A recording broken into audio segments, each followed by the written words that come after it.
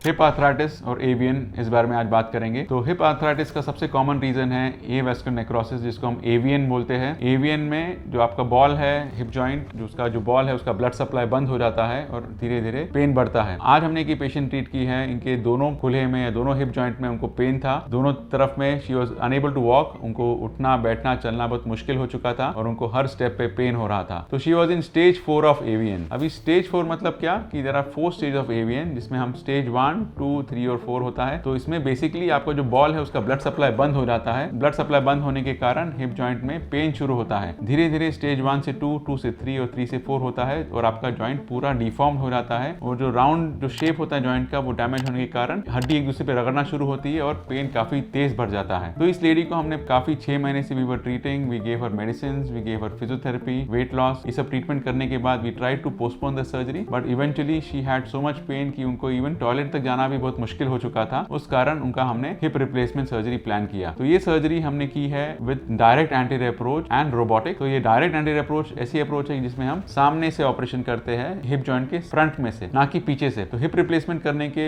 2 या 3 ऑप्शंस है, एक है सामने से, साइड से और पीछे से। तो जो बाकी ऑप्शंस है, जो साइड वाला और पीछे वाला, उसमें चीरा बहुत लंबा होता है, लगभग 30 सेंटीमीटर का कट होता है। और ये जो सामने वाला है डायरेक्ट एंटीरियर अप्रोच जो हमने आज की पेशेंट में किया है, उसमें चीरा सिर्फ 8 सेंटीमीटर का है और ये सामने है। सामने होने के कारण इसका ये फायदा है कि हम एक भी मसल को कट नहीं कर रहे, 2 मसल को हम स्प्लिट करके, स्प्लिट भी नहीं, साइड में लेके हम उसको ऑपरेशन करते हैं पर्दे की तरह, एंड ऑपरेशन होने में वो मसल वापस जगह पे आ जाता है। इसमें एक भी मसल कट नहीं होता, इस कारण पेशेंट को कोई भी पेन नहीं होता है। और चीरा 8 सेंटीमीटर होने के कारण इसमें ब्लड लॉस भी बहुत कम होता है, पेशेंट सेम डे ही चल पाता है, ब्लीडिंग नहीं होती। और ये चीरे को हम स्टिच भी हम बिना स्टिच के ये ऑपरेशन करते हैं, जिसको हम स्टिचलेस सर्जरी या MIS सर्जरी भी बोलते हैं। MIS मतलब minimal invasive surgery without stitches, जिसमें हम स्टिचेस जो लगाते हैं वो अंदर से होते हैं, वो डिसॉल्व हो जाते हैं और फिर से पेशेंट को स्टिच निकालने के लिए या स्टेपल रिमूवल के लिए आना नहीं पड़ता। तो यही ऑपरेशन जब पीछे से करते हैं या साइड से करते हो तो चीरा 30 सेंटीमीटर का होता है, जिसमें लगभग 8 मसल कट होते हैं। जब आप मसल कट करके उनको रिपेयर करते हो इम्प्लांट लगाने के बाद, तो मसल की ताकत कम हो जाती है और वो जॉइंट काफी अनस्टेबल होता है। तो इसलिए जब ये ऑपरेशन रूटीनली बाकी डॉक्टर्स जो करते हैं या पोस्टीरियर सर्जन जो करते हैं, इसमें काफी रिस्ट्रिक्शंस रहते हैं पोस्ट सर्जरी। जैसे आप नीचे नहीं झुक सकते, चौकड़ी मार के नहीं बैठ सकते, सिंपल शू लेस बांधना भी मुश्किल होता है। ये सब रिस्ट्रिक्शंस रहते हैं because of there is a tendency of joint to dislocate. ये ऑपरेशन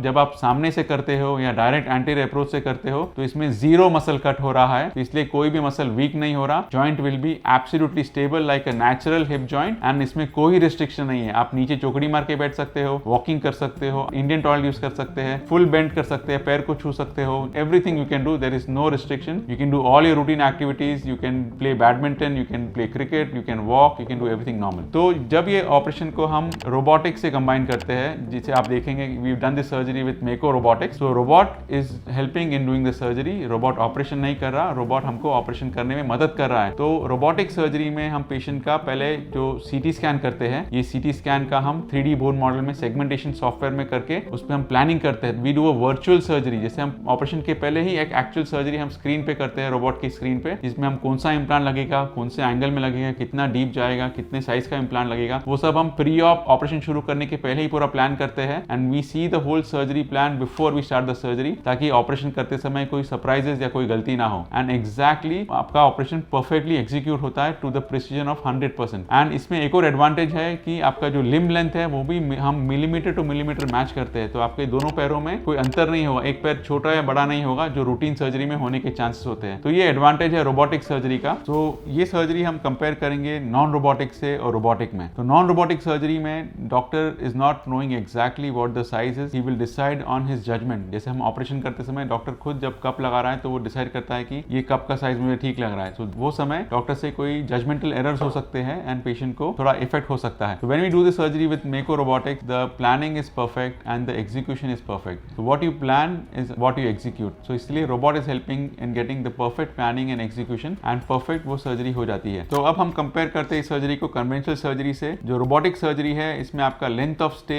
बहुत कम रहता है, पेशेंट एक ही दिन में चलना शुरू कर देता है। Within 4 hours the patient starts walking, they don't need to use a walker, इसमें वॉकर की कोई जरूरत नहीं पड़ती, वो टॉयलेट में फर्स्ट डे से जाके बैठ सकते हैं। They start walking without walker, second day से stair climbing and discharge. So patient hospital में सिर्फ 24 आवर्स से भी कम रहते हैं। And the same surgery when you do it with conventional technique, the patient has to use a walker for 1 month and they stay in in the hospital for at least 4 to 5 days। तो जो overall cost of surgery है दोनों में almost same है। यहाँ patient 1 दिन में घर जा रहा है, यहाँ पेशेंट 5 दिन में घर जा रहा है। इसमें दवाइयाँ कम लगती है बिकॉज पेशेंट को पेन कम होता है, ब्लड लॉस कम होता है एंड रिकवरी बहुत फास्ट होती है। ताकि जो कन्वेंशनल सर्जरी है उसमें पेशेंट का चीरा बड़ा होता है तो ब्लीडिंग ज्यादा होती है and they have to be in the hospital for 4 to 5 days for IV antibiotics and the recovery takes a long time. तो अब बात करेंगे प्रोसीजर की। ये बहुत सरल और आसान प्रोसीजर है। टोटल हिप रिप्लेसमेंट में हम सामने से चीरा लेते हैं जिसमें एक भी मसल कट नहीं करेंगे, 2 मसल को साइड में लेके हम हिप को अप्रोच करते हैं। इसमें हम बेसिकली क्या करते हैं कि जो आपका जॉइंट है इसका जो कप है उसको हम मशीन से क्लीन करेंगे। उस पर ऐसा कैप लगता है तो इस पे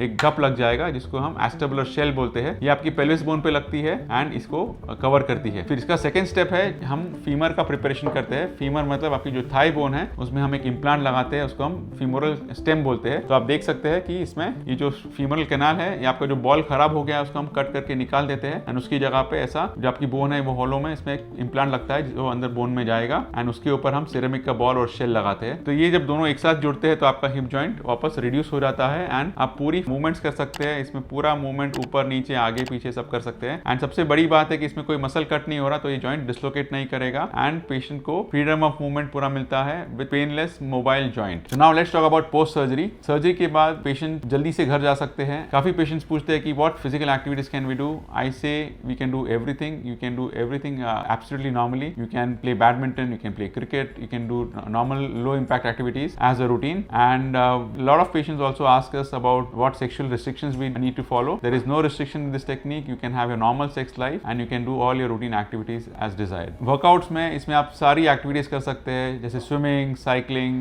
gym training and all your routine activities without any restriction. खाली 2 चीज आपको avoid करनी है which is long distance running and jumping from a height क्योंकि इससे आपकी implant पे pressure आएगा और implant की life कम हो सकती है। अगर आपको या आपके फैमिली में किसी को हिप पेन बॉदर कर रहा हो और डेली तंग कर रहा हो तो आपको हिप का प्रॉब्लम हो सकता है एंड आपने एक्सपर्ट का ओपिनियन लेना चाहिए। इसको चेक कराइए, इसको निग्लेक्ट ना करिए and get it treated. Pain को इग्नोर करना सही नहीं है। इसके लिए राइट डायग्नोसिस और राइट ट्रीटमेंट बहुत जरूरी है and you can live a active normal life after that. और अगर आप बोन हेल्थ और जॉइंट हेल्थ से रिलेटेड ऐसे ही सिंपल और प्रैक्टिकल इंसाइट्स चाहते हो तो चैनल को सब्सक्राइब करना ना भूलिए। मैं हूं डॉक्टर रोहित लूथरा। मिलते हैं नेक्स्ट टाइम नेक्स्ट वीडियो में।